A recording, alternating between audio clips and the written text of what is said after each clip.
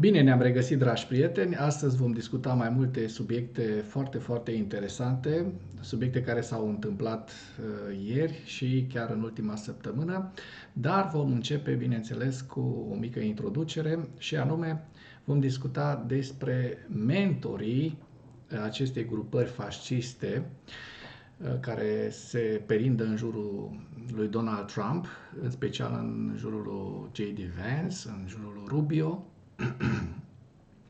și ce stă la bază, ce ideologie stă la baza acestei mișcări de extrema dreaptă, pe care eu nu mă ascund să o numesc direct fascistă. Și vom intra direct în pâine, vom discuta despre iluminismul întunecat și despre ideologia lui Curtis Yarvin, care stă la baza tuturor acestor nenorociri, din păcate, pe care speram acum câtva timp să nu se mai întâmple niciodată. Acum câțiva ani nici nu ne puteam noi imagina că astfel de oameni, cu astfel de idei, cu astfel de ideologii de extrema dreaptă, vor avea ecou în viața politică americană. Cine s-ar fi gândit că unul de teapa lui Curtis Yarvin, care este cunoscut de mulți ani, de prin 2010 a început el această carieră de mare ideolog al iluminismului întunecat, va avea ecou în Statele Unite. Și are ecou, din păcate, în momentul de față. Deci să aflăm despre cine e vorba, să nu ne lungim. Cu câteva zile înainte de ceremonia de investire a lui Donald Trump, New York Times a publicat un interviu lung cu ideologul neoreacționar Curtis Yarvin, fost antreprenor din domeniul tehnologiei, care este unul dintre cei mai influenți gânditori ai extremei drepte tehnofile, sau, cum îi mai spun eu, un fel de feudalism tehnologic, care îl susține pe noul președinte american. Ideologia sa, cunoscută sub numele de iluminism întunecat, promovează practic sfârșitul democrației. Și ia să vedem ce vor de fapt acești oameni să facă cu lumea, în ce direcție vor să îndrepte, sau mai bine zis, să radă de pe suprafața pământului democrația și libertățile noastre individuale. Aceștia nu cred în dreptul la vot și democrația, și că democrația este fragilă și învechită. Aceste afirmații nu provin dintr-o zonă obscură a internetului de extrema dreaptă, ci din paginile New York Times.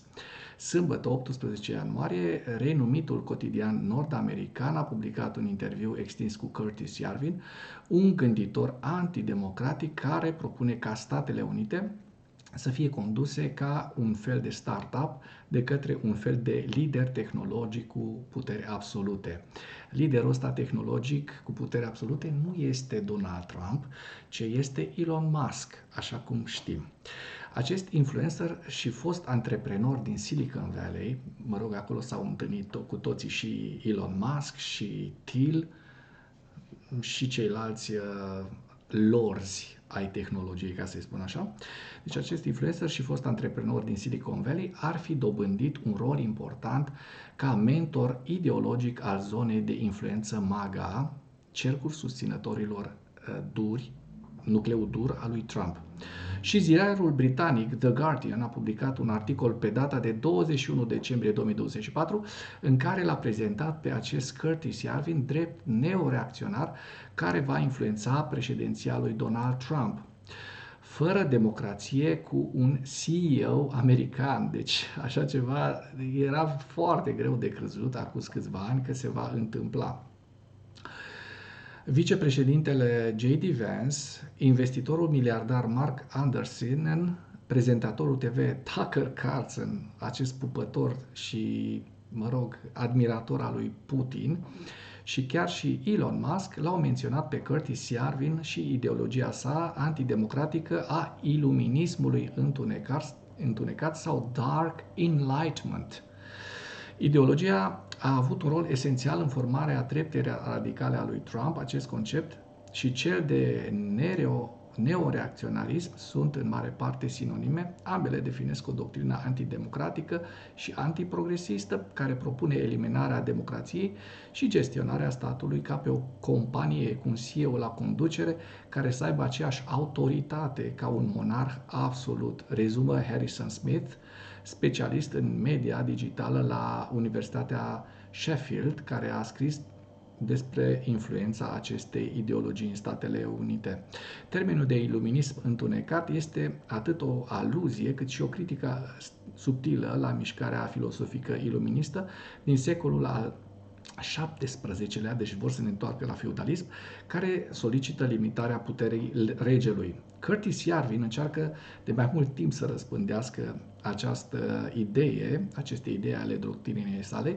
Până în urmă cu câțiva ani, acest personaj avea influență doar în anumite părți izolate ale internetului, unde aveau loc dezbateri în comunități restrânse pe Twitter sau Reddit, spune Joshua Farrell-Moley, specialist în extremism online la Universitatea din Malmö, Suedia. În 2019, cartea Key Thinkers of the Radical Right de Mark Sigwick îl menționează pe Curtis Yarvin în secțiunea referitoare la noua generație de gânditori de dreapta care trebuie urmăriți. Autorul a scris că nu știe dacă acești noi gânditori vor avea un impact. Iată că, din păcate, au în ziua de astăzi. Majoritatea numelor a fost uitată, dar Curtis Yarvin a rămas, spune Mark Tutors, specialist în subculturi radicale pe internet la Universitatea din Amsterdam. Ni se mai spune, și nu o să mă lungesc foarte mult pe acest Curtis Yarvin, dar am zis că este foarte important să știți de unde se trage toată această doctrină. Îi se spunea lui Curtis Yarvin înainte Mencius Moldbug. În anii 2000, la începutul carierei sale de gânditor politic, nu apărea online cu numele său real. Curtis Yarvin era cunoscut foarte bine sub pseudonimul de Mencius Moldbug. Moldbug, tipul este din Odessa, deci mă gândesc că are și treabă cu Moldova pe acolo, un fel de gândac de Moldova, habar n-am.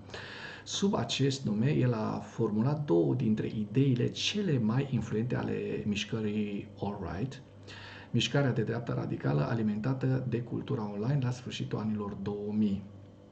Mencius Moldbug a fost unul dintre inventatorii conceptului politic de Red Pill, pastila roșie, cu referire la filmul Matrix, în care Keanu Reeves ia pastila roșie pentru a ieși din Matrix, la fel ca personajul lui Neo. Extremiștii alt-right susțin fel că singurii care văd lumea așa cum este sunt ei.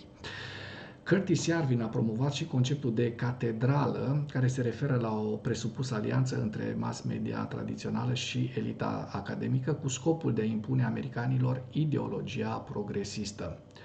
Și o să vă las tot link-ul în comentarii ca să vedeți despre ce e vorba, nu ne mai lungim pe el.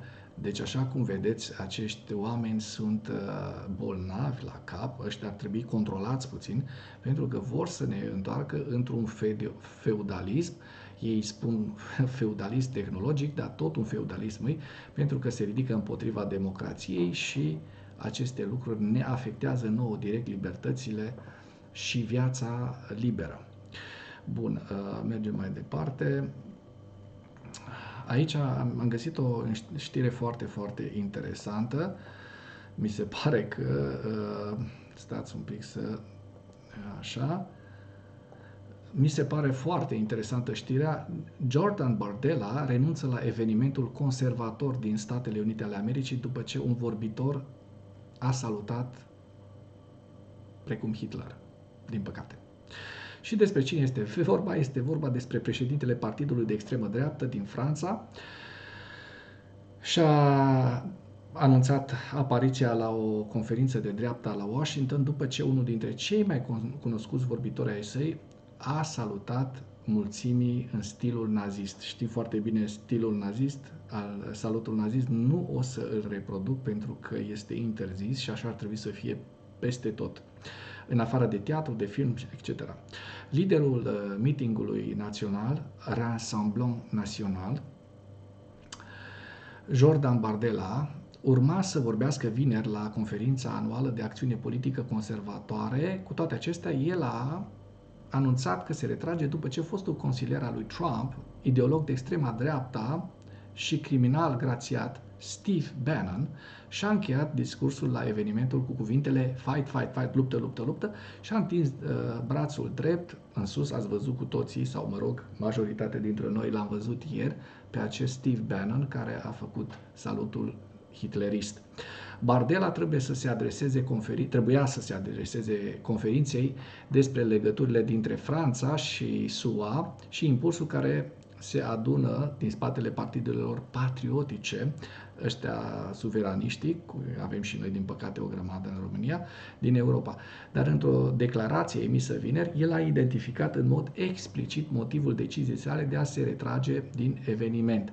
Ieri pe podium, când noi eram prezent în sală, unul dintre vorbitori a făcut în mod provocator un gest referitor la ideologia nazistă, a explicat el, spunând că s-a retras imediat după ce au fost aduse aceste lucruri la cunoștință pe care le-au făcut acțiunile lui Bannon, care au fost, știți pe omul ăsta.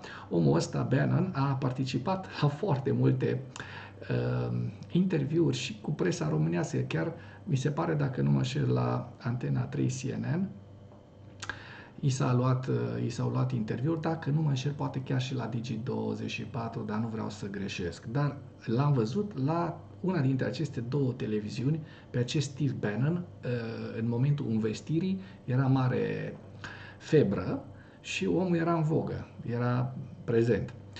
Și mai trebuie să știm că Bardella și Marine Le Pen conduc împreună Rassemblement National, mișcarea de extremă dreaptă din Parlamentul francez, și au sărbătorit anterior revenirea la puterea președintelor Donald Trump împreună. Da? Pentru că așa se face, oamenii ăștia gândesc și rezonează. La începutul acestei luni, Le Pen a vorbit la Make Europe Great Again, MAGA, o conferință organizată de către Partidul Social Spaniol de extremă dreaptă, partidul de extremă dreaptă Vox, unde a spus că un val de politică în stilul Trump mătură Europa. Alegerea lui Donald Trump nu poate fi analizată ca o simplă schimbare într-o țară democratică, a spus Le Pen, nici la fel ca trezirea patriotică a unei națiuni care a respinge pe bună dreptate forțele declinului. Ne confruntăm cu un punct de răsturnare cu adevărat global, a spus Marine Le Pen. Ea a susținut de asemenea că părțile reunite la conferință sunt singurele din Europa care puteau comunica corect cu administrația Trump. Le Pen și-a făcut remarcele la mai bine de 2 săptămâni după ce aliatul de top al lui Trump, Elon Musk, a dat un salut similar la un eveniment inaugural al lui Trump. Dacă sunteți deranjați de sonor, iată ce se aude. A venit pisicuța să bea niște apă. Bun, îmi cer scuze. Mulțumesc pentru vizionare. Dacă vrei să susții acest canal, abonează-te la Animatura. Apreciez mult asta.